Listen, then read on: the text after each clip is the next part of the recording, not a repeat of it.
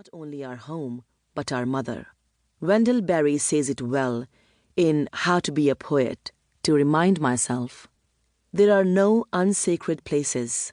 There are only sacred places and desecrated places. In short, the ecological crisis is also a crisis for Buddhism, as it is for all other religions, insofar as they devalue this world in favor of some supposed higher and better reality.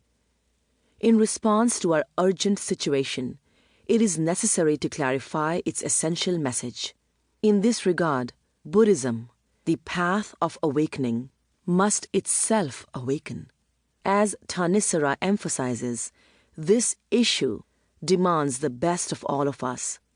In place of business as usual, life as usual, today we are all called upon to become bodhisattvas or eco-sattvas and participate in what Joanna Macy calls the Great Turning. My thanks to Thanissara for this book and for all her work to turn us in that direction.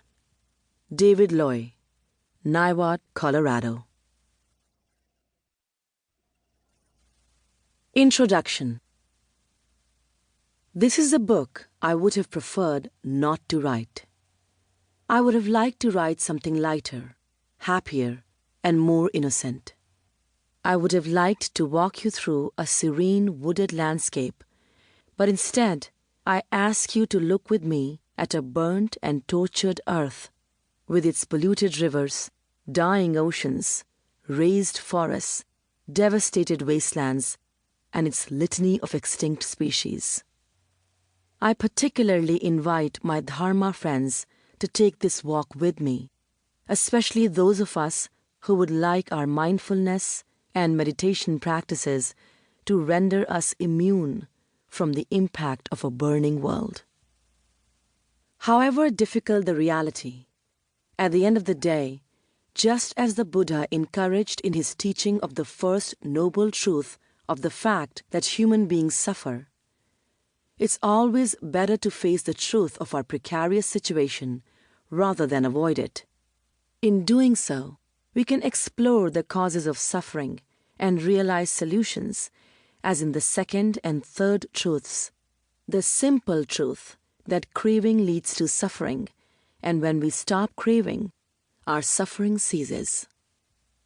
We can also cultivate resilience while engaging in effective response, as in the fourth truth, with its right action, informed by wisdom, insight, mindfulness, focus, compassion, and skillfulness. Generally speaking, unlike the historical Buddha, who brought about radical systemic change within the society in which he lived, the institution of present-day Buddhism tends to be a conservative force, which seeks a transcendent inner path rather than one of outward engagement.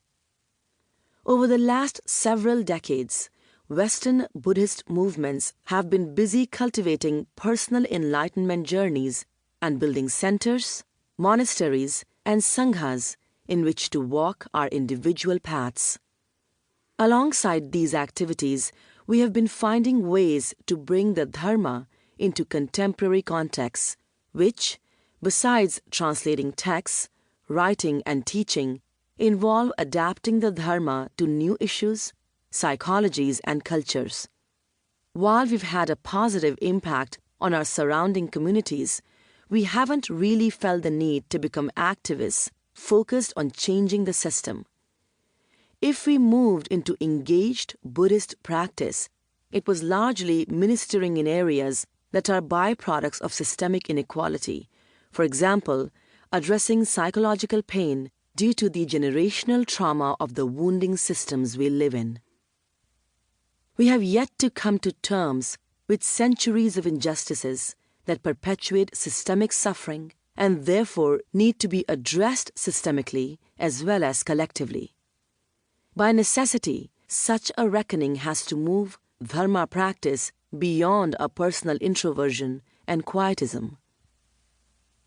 Everything is now changing very fast. Our personal journeys are intersecting with the global evolutionary arc of colossal proportions.